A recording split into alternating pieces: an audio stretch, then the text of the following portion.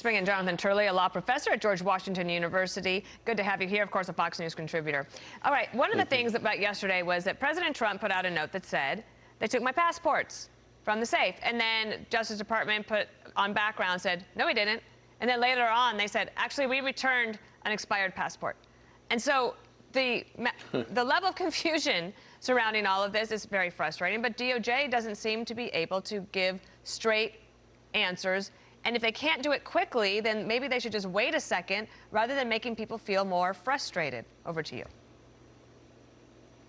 Well, that's why it's so frustrating for many of us, in that Merrick Garland had to anticipate that conducting a raid on the past opponent and likely future opponent of the president would raise legitimate concerns. And yet there doesn't appear to have been any prior planning to release statements, to take measures that would assure the public, and he's still resisting those efforts. I mean, the Justice Department often says what it said here, that it doesn't want to release affidavits. I've been in criminal cases where they have resisted, even when your criminal defense counsel of giving you information on the very same grounds. Now, affidavits are released, they can be released, and they can be released in redacted form. And so, as with the warrant itself, the position of the Department of Justice is really sort of overbearing. I mean, clearly the Justice Department can give more information on the basis for this raid, what was discussed in June, what happened between June and the raid. You don't even have to release the affidavit to release that type of information. Wow, that's interesting. Just two quick questions on that. So it is common to make the affidavit public, correct? That happens. Well, in criminal cases, it's often made public. It's not as common in civil cases, but this isn't a very common raid. Yeah, you just conducted a raid on the opponent of the president. If I could, Brian Fitzpatrick, I keep coming back to this. He's a congressman from Pennsylvania, former FBI agent. Over the weekend, he said it's such an unprecedented action, it should be supported by unprecedented justification. But to date, we've heard Merrick Garland talk for 3 minutes, and clearly that's not good enough for you. That's right. I wrote a piece in USA Today talking about the shrinking stature of Merrick Garland for this reason. This is not the first controversy where he seems absent without leave. He has had repeated opportunities in these controversies to take modest steps to assure the public that the department is acting in an apolitical way. Many of us had great hopes for Merrick Garland because he's been a moderate most of his life, but that is not the record that is coming out of the Justice Department, and this is a good example. You know, he can be more transparent here. No, it's not common for affidavits just to be released in early after a raid or in a civil setting or before charges are created. I mean, this is a criminal case. It's ongoing. I can understand the reluctance of the Department of Justice, but there's really demands here for a greater degree of responsiveness.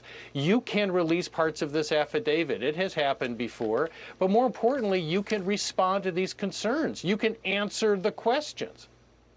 Indeed. Professor Turley, thank you. As this continues on, I'm sure we will see more of you. Thank you so much. Right. I'm Steve Ducey. I'm Brian Kilmeade. And I'm Ainsley Earhart. And click here to subscribe to the Fox News YouTube page to catch our hottest interviews and most compelling analysis. Spain is enduring one of the worst droughts in Europe, and water reserves are currently at less than 40%. 3 heat waves this summer, combined with the return of tourism and rising energy bills, have left the country running out of ice. Sergi Forcada has this.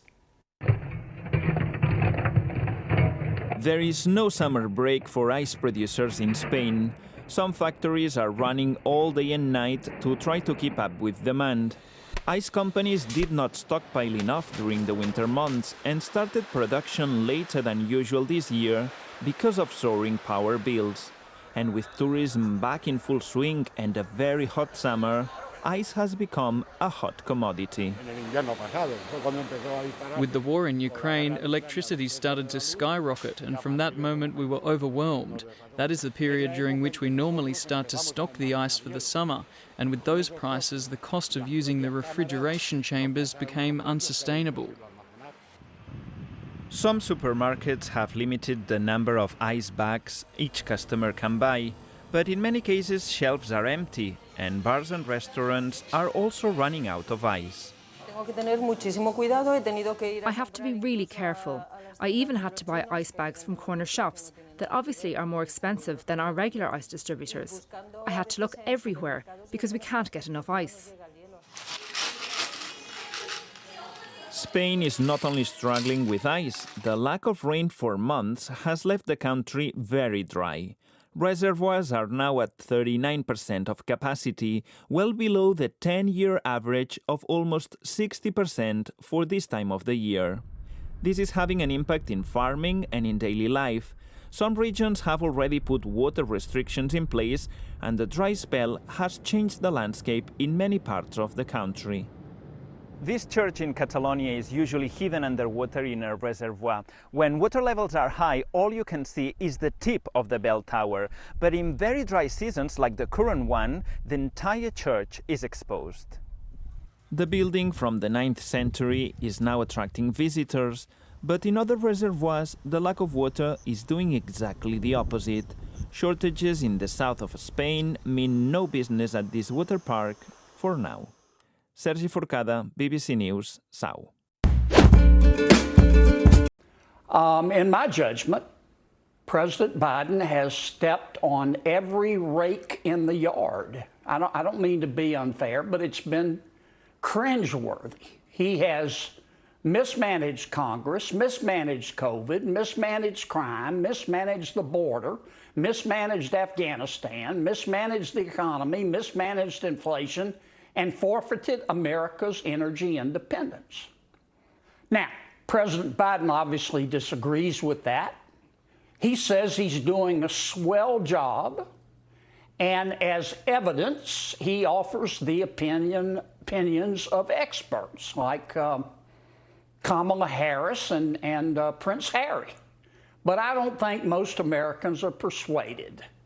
I don't think the American people hate President Biden. I certainly don't. But I think a majority of the voters in our country at this juncture think he would be.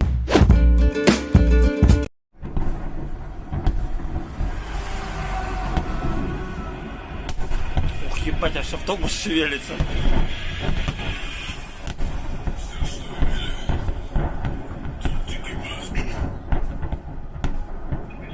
Чё?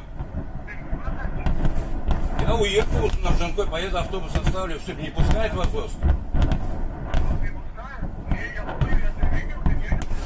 А нет, все, короче, я на базу автобус оставлю, все, а курит толку, экипаж там, блин.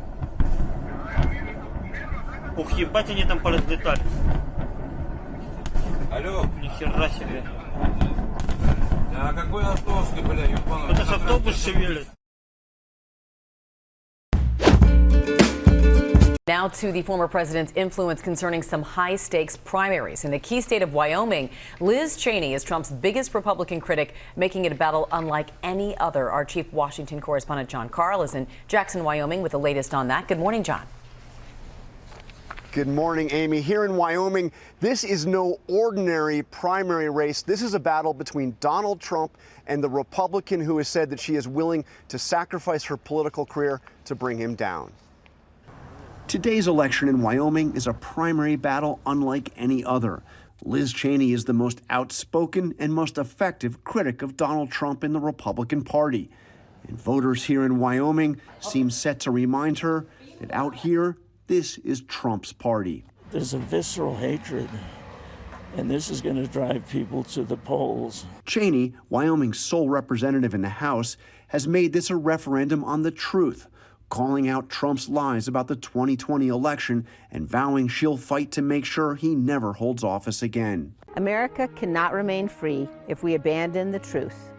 The lie that the 2020 presidential election was stolen is insidious. Cheney is helping to lead the House Select Committee's investigation of January 6th and Trump's efforts to overturn the election. Tonight, I say this to my Republican colleagues who are defending the indefensible. There will come a day when Donald Trump is gone, but your dishonor will remain. But Wyoming backed Trump in 2020 by his widest margin of any state. He beat Joe Biden here by nearly 44%. Cheney faces Harriet Hageman, an attorney and former Cheney supporter who once rebuked Trump, but now she repeats Trump's lies about the stolen election. Trump endorsed Hageman earlier this year. Liz, you're fired. Get out of here.